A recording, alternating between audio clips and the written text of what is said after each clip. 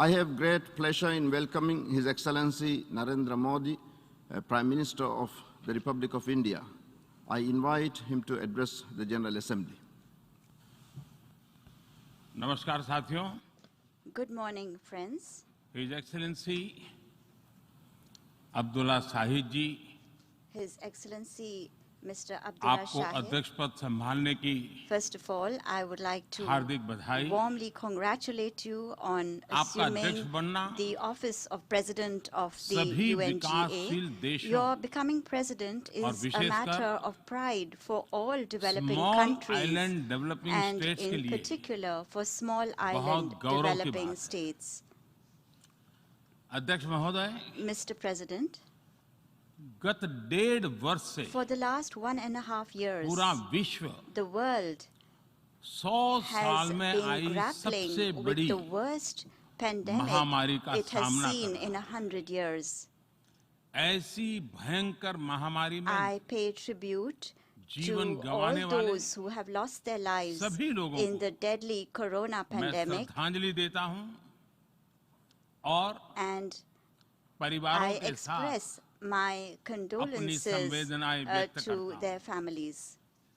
अध्यक्ष महोदय, Mr. President, मैं उस देश का I प्रतिनिधित्व कर रहा represent हूं a country जिसे that mother is of proud democracy का to be गौरव known हासिल. as the mother of democracy.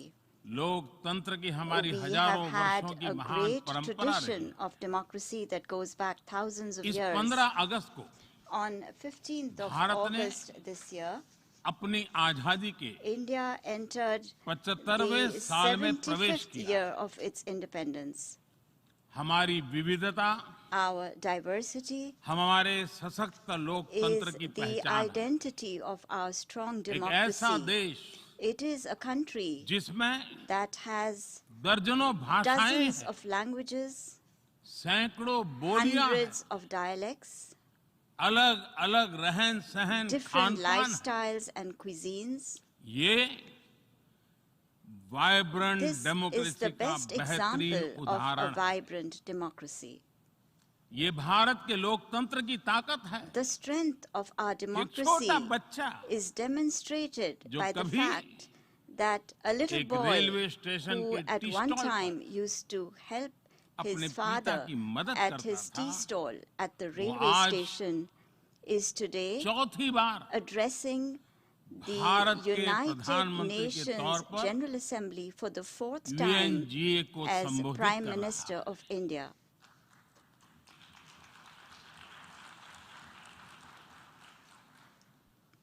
सबसे लंबे समय तक I will soon Gujarat have का spent 20 मुख्यमंत्री years serving और my फिर countrymen as पिछले head of 7 साल government. से First as the Bharat longest के serving प्रधानमंत्री Chief के Minister तौर of पर मुझे Gujarat and then head of as government Prime की Minister भूमिका में for the last 7 years. देशवासियों की सेवा करते हुए 20 साल हो रहे हैं. और And मैं अपने I अनुभव am से कह saying रहा this हूं, to you from my own Yes. experience. Yes, democracy can deliver. democracy can deliver. Yes, Yes, democracy has democracy deliver. has delivered. अध्यक्ष महोदय, Mr. President, एकात्म मानव दर्शन के today is प्रणेता the birth anniversary Pandit of Deendayal Pandit Upadhyay ji की Deen आज Dayal जन्म जयंती. Upadhyay, the proponent of Ekatma Manav Darshan. एकात्म मानव दर्शन यानी Ekatma Manav Darshan integral means humanism, integral humanism, अर्थात or स्व से the development समष्टि journey तक undertaken विकास together, और the विस्तार की expansion सहयात्रा. from the self to the universe, expansion of the self, expansion of the self, moving from moving individual to from the the society, individual to society, the nation to the and nation, entire and to humanity. entire humanity. और ये चिंतन And this philosophy Antyodaya को is समर्पित है. dedicated to Antyodaya. Antyodaya को आज की परिभाषा The में modern day where definition no one of is left behind कहा Antyodaya जाता है. is where no one is left इसी भावना behind. के साथ It is with this principle आज in mind that India integrated, today is moving equitable forward on the path of development की राह पर आगे बढ़ integrated, रहा है. equitable development. Vikas Our priority is सर्वसमावेशी हो, that development should be all-inclusive, सर्वस्पर्शी हो, all-pervasive, सर्वव्यापी हो, universal, सर्वपोषक and हो। one that nurtures all. यही हमारी प्राथमिकता है। बीते 7 वर्षों में During the last 7 years, Bharat में India has 43 brought crore over से ज्यादा लोगों को 430 million people बैंकिंग who व्यवस्था were से जोड़ा previously गया है, unbanked into जो the अब banking तक system. इससे वंचित थे। आज Today, 36 over करोड़ से अधिक ऐसे लोगों को भी 360 million people बीमा सुरक्षा who कवच मिला है, earlier could not पहले even imagine इस बारे में this सोच was भी नहीं possible, now have insurance coverage 50 as crore से security. ज्यादा लोगों को By giving over 500 मुफ्त इलाज million की people सुविधा देकर the facility of free Bharat ने treatment in hospitals, उन्हें quality India health has service से given them जोड़ा। access to quality health Bharat ने services. 3 करोड़ By पक्के घर building बनाकर 30 million बेघर, proper homes, यानी India has made होमलेस परिवारों को homeless families होम ओनर्स बनाया। homeowners. अध्यक्ष महोदय, Mr. President, प्रदूषित पानी polluted water भारत ही नहीं is a very big पूरे problem, विश्व not just for और India, खासकर but for the entire गरीब और world, and in विकासशील देशों particular की for poor and बहुत developing बड़ी countries. समस्या है। भारत में इस चुनौती से निपटने के लिए In order to address this हम challenge 17 in करोड़ से India, अधिक घरों we तक are carrying out a very big pipe से campaign to ensure साफ that पानी piped पहुंचाने clean का बहुत water बड़ा अभियान reaches चला रहे हैं। over 170 million विश्व homes. की बड़ी-बड़ी संस्थाओं ने Reputed institutions of the ये world माना है have कि said किसी भी देश के विकास के लिए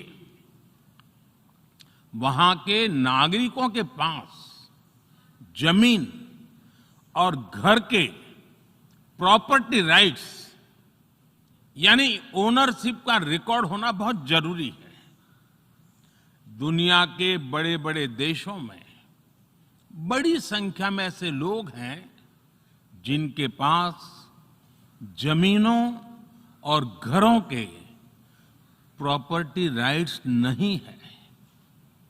आज हम भारत के 6 लाख से अधिक गांवों में ड्रोन से मैपिंग कराकर करोड़ों लोगों को उनके घर और जमीन का डिजिटल रिकॉर्ड देने में जुटे हैं। ये डिजिटल रिकॉर्ड प्रॉपर्टी पर विवाद कम करने के साथ ही access to credit, bank loan तक लोगों की पहुंच बढ़ा रहा है। अध्यक्ष महोदय, आज विश्व का हर 6ठा व्यक्ति भारतीय है। जब भारतीयों की प्रगति होती है तो विश्व के विकास को भी गति मिलती है। When India grows, the world grows. When India reforms, the world transforms. Bharat में हो रहे साइंस और टेक्नोलॉजी आधारित इनोवेशंस विश्व की बहुत मदद कर सकते हैं।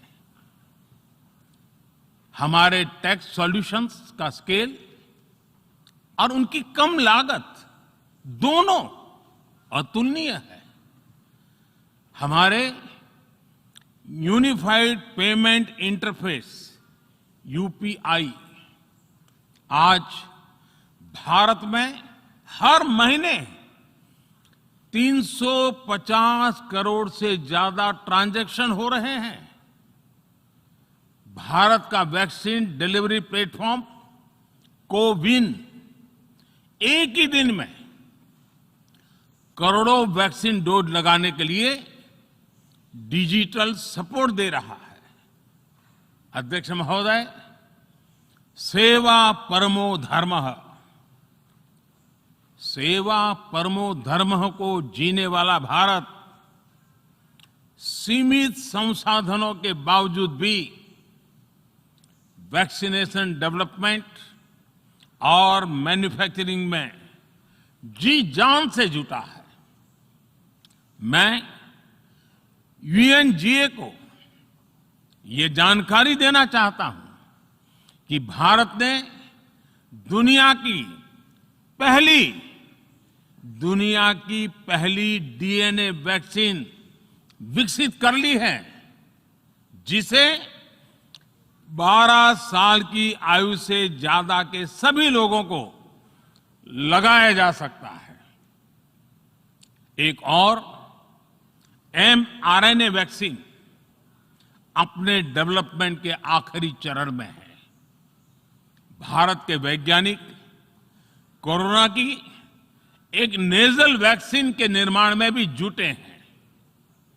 मानवता के प्रति अपने दायित्व को समझते हुए भारत ने एक बार फिर दुनिया के जरूरतमंदों को वैक्सीन देनी शुरू कर दी है।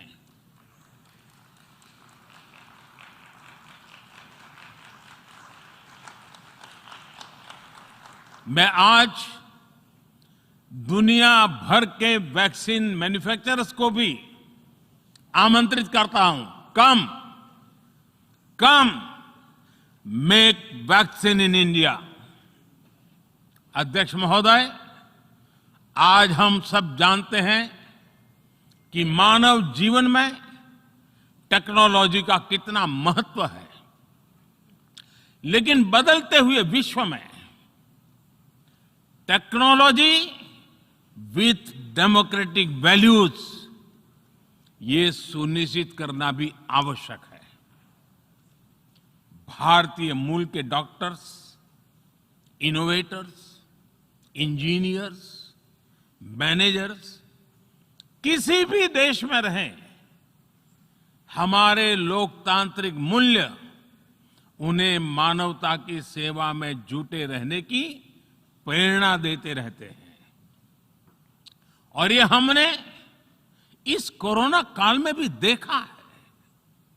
अध्यक्ष महोदय, कोरोना महामारी ने विश्व को यह भी सबक दिया है कि वैश्विक अर्थव्यवस्था को अब और अधिक डाइवर्सिफाई किया जाए। इसके लिए ग्लोबल वैल्यू चेन्स का विस्तार आवश्यक है। हमारा आत्मनिर्भर भारत अभियान इसी भावना से प्रेरित है। ग्लोबल इंडस्ट्रियल डाइवर्सिफिकेशन के लिए भारत विश्व का एक लोकतांत्रिक और भरोसेमंद पार्टनर बन रहा है। और इस अभियान में भारत ने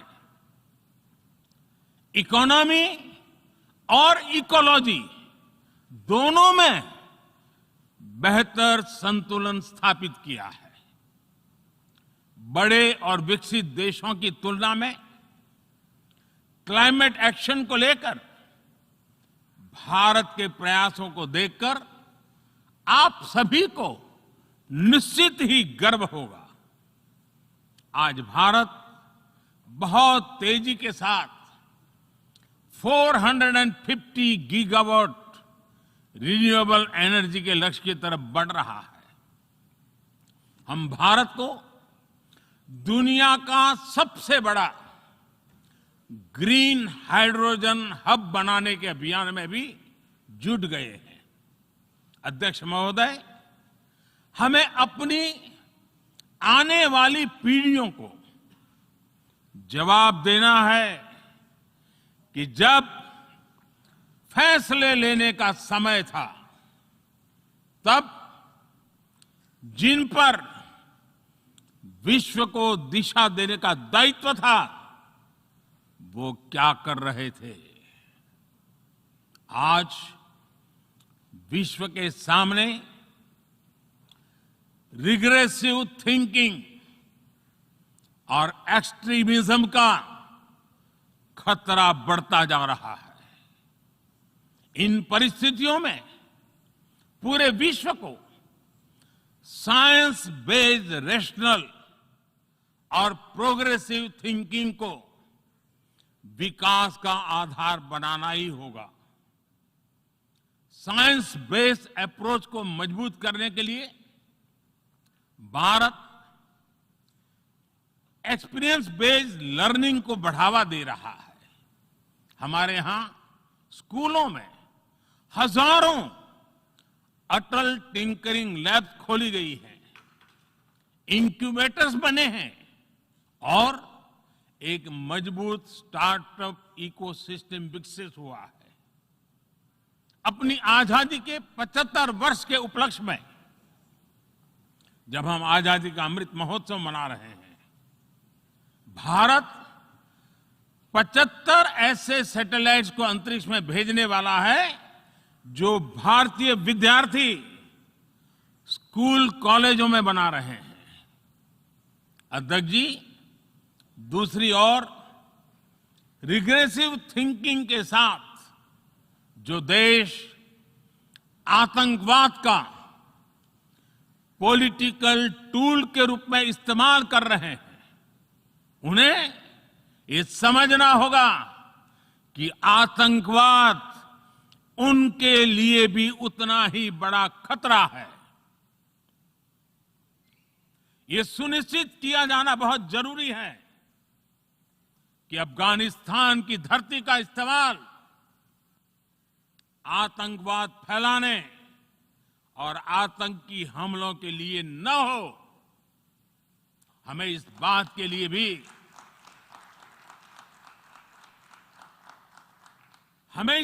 के लिए भी सतर्क रहना होगा कि वहां की नाजुक स्थितियों का कोई देश अपने स्वार्थ के लिए एक टूल की तरह इस्तेमाल करने की कोशिश न करें। इस समय अफगानिस्तान की जनता को, वहां की महिलाओं और बच्चों को, वहां की माइनॉरिटीज को मदद की जरूरत है और इसमें हमें अपना दायित्व निभाना ही होगा। अध्यक्ष महोदय, हमारे समंदर भी हमारी साझी विरासत है, इसलिए हमें ये ध्यान रखना होगा कि ओशन रिसोर्सेज को हम यूज करें, एब्यूज नहीं। हमारे समंदर अंतर्राष्ट्रीय व्यापार की लाइफलाइन भी है। इन्हें हमें एक्सपांशन और एक्सक्लूजन की दौड़ से बचाकर रखना होगा। रूल बेस्ड वर्ल्ड ऑर्डर को सशक्त करने के लिए अंतर्राष्ट्रीय समुदाय को एक सुर में आवाज उठानी ही होगी।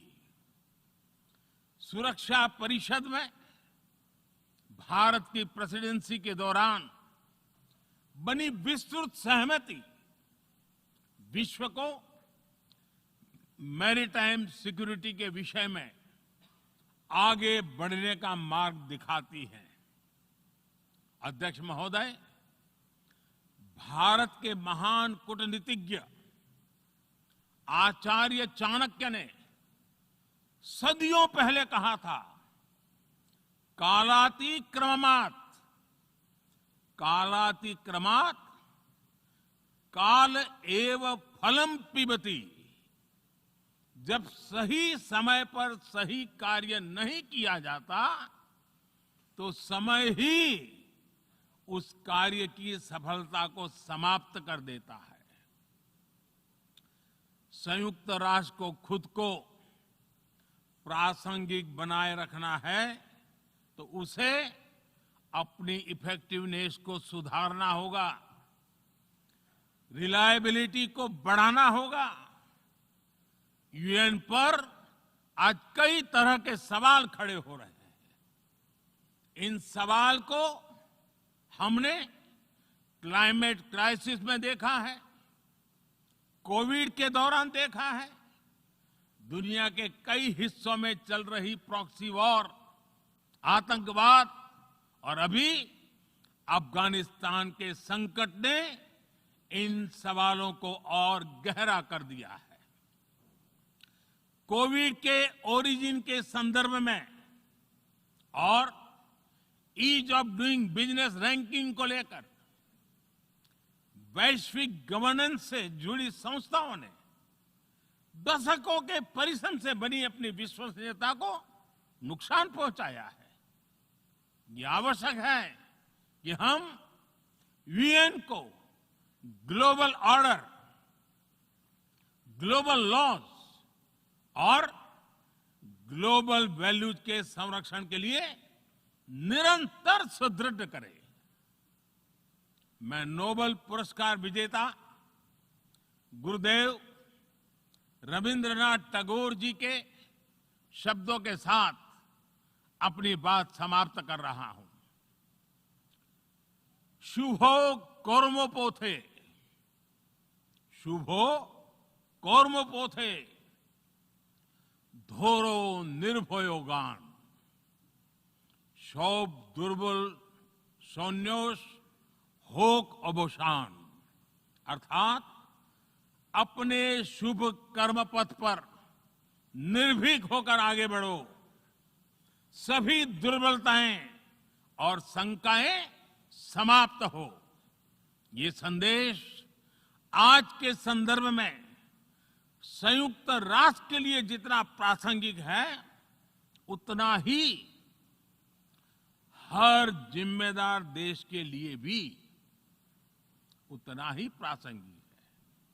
मुझे विश्वास है हम सबका प्रयास विश्व में शांति और सौहार्द बढ़ाएगा, विश्व को स्वस्थ, सुरक्षित और समृद्ध बनाएगा। इन्हीं शुभकामनाओं के साथ बहुत बहुत धन्यवाद। नमस्कार।